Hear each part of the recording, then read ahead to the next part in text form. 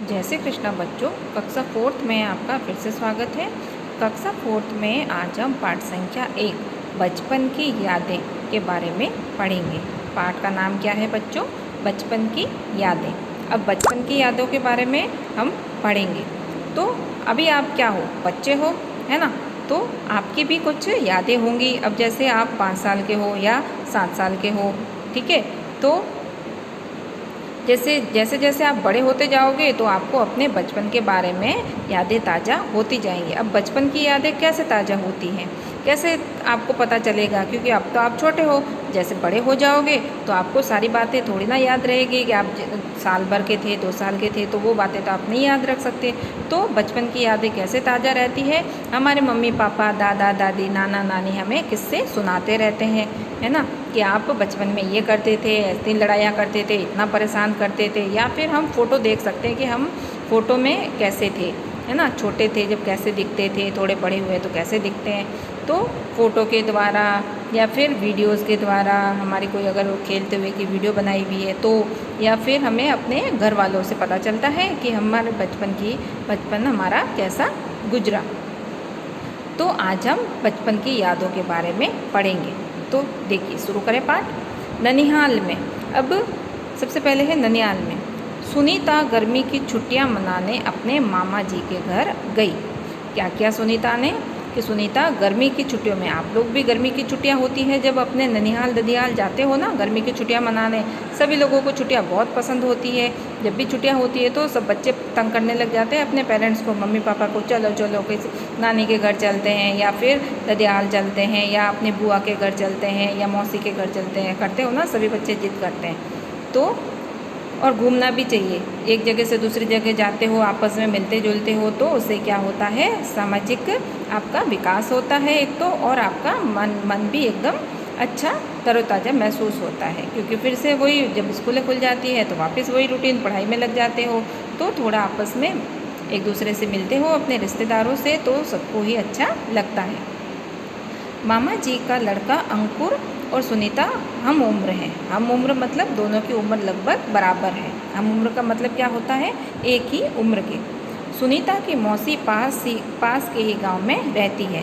अब जो सुनीता की मौसी है वो सुनीता के गांव के पास ही गांव है, वहीं पर रहती है।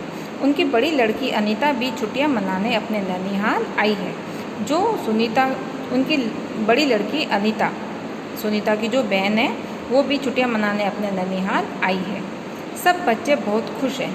खुश होंगे, ननिहाल जाते हैं तो ननिहाल में कौन खुश नहीं होता है ना? सभी बच्चे खुश होते हो। आप भी जब जाते हो ननिहाल तो बड़े खुश होते हो, अरे नानी के यहाँ आ गए हैं ना। तो सुनीता और अनीता भी बड़े खुश थे, और बाकी जो बच्चे आए हुए थे वो भी बड़े खुश थे आपस में एक दूसरे से मिल के। नानी जी प्यार से उन्हें रोज़ आम खाने के लिए देती हैं। अब नानी जी क्या करती है? उन्हें रोज़ प्यार से आम खाने के लिए देती है। अब गर्मी का सीज़न था, गर्मी का मौसम था, तो गर्मी के मौसम में तो खरबूजा है, तरबूज है, आम है, इनकी ही सीज़न होती है। यही फल ज़्यादा बिकते हैं। तो नानी उन्हें प्यार से रोज़ आम खाने को देती थी। अब माँ का बचपन। अब माँ के बचपन के बारे में तो ज़्यादा कौन बता सकता है? नानी नाना जी यही बता सकते हैं ना, क्योंकि माँ का बचपन तो उन्होंने ही देखा है, उनके सामने ही माँ तो बड़ी हुई है ना? तो नानी जी क्या कह रही है अनीता से?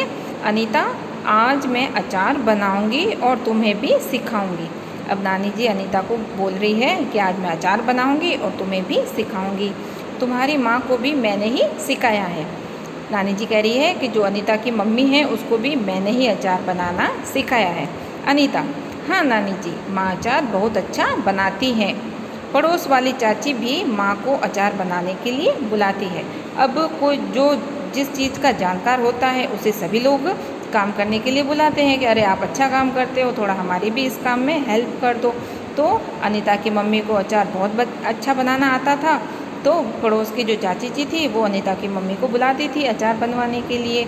नानी जी, आपने माँ को और क्या क्या सिखाया? अब नानी जी ने अनीता की मम्मी को एक तो अचार बनाना सिखाया था, तो अनीता को ये जानना था कि नानी जी आपने मेरी मम्मी को और क्या क्या बनाना सिखाया है। नानी जी, बेटा, तुम्हारी माँ जब छोटी थी तब उन्हें खेलना व पढ़ना बहुत अच्छा लगता था। अब नानी जी क्या कह रहे हैं अनीता से? कि कि बेटा तुम्हारी मम्मी जब छोटी थी बच्चों को पढ़ाई, कुछ बच्चे होते हैं कि आलस करते हैं कि हमें नहीं पढ़ना, मगर सिर्फ खेलने में मस्त रहते हैं। मगर जो अनीता की मम्मी थी वो खेलना भी उसे बहुत पसंद था उन्हें, और पढ़ना भी बहुत अच्छा लगता था। तब मैं उन्हें ज़्यादा काम नहीं बताती थी। अनीता की नानी कह रही है कि तेरी मम्मी को पढ़ना और खेलना बहुत पसंद था, तो मैं उन्हें काम कम ही बताती थी। लेकिन जैसे जैसे वह बड़ी होती गई, मैंने तुम्हारी माँ, मामा व मौसी से घर के कामों में मदद लेना शुरू कर दिया। अब जब बच्चे होते हैं, बच्चों को तो इतना काम करना आता नहीं है ना। तो जैसे जैसे उनके घर में जो माँ थी, अनीता की माँ, अनीता के मामा जी, अनीता के मौसी, तो जैसे जैसे वो बड़े हुए तो उनको भी घर के कामों में मदद लेना शुरू कर दिया। अब जैसे किसी ने झाड़ू लगा लिया, किसी ने कपड़े धुलाने में मदद कर दी, किसी ने कपड़े सुखाने में मदद कर दी, किसी ने बर्तन धोने में मदद कर दी। तो बच्चों से तो ऐसे ही काम होते हैं छोटे मोटे। तो जैसे जैसे बड़े हुए बच्चे तो उनसे नानी जी ने काम लेना शुरू कर दिया। वे मेरी मदद करते करते ही काम सीख गए। कौन? अनीता के माँ, मामा, मौसी। ठीक है। अब देखो, अनीता की माँ थी, अब अनीता के मामा और माँ में क्या रिश्ता हुआ बताओ? दोनों आपस में क्या हो गए? भाई बहन हुए, है ना। अनीता की मम्मी के जो भाई थे वो अनीता के क्या लगेंगे? मामा लगेंगे। तो अनीता की माँ और अनीता के मामा आपस में क्या हो गए? भाई बहन। अब मौसी कौन होती है? अब मौसी किसे कहते हैं बच्चों? मौसी जो माँ की बहन होती है वो क्या कहलाती है? मौसी कहलाती है। ठीक है। और मामा जो माँ का भाई होता है वो मामा कहलाता है। ठीक है।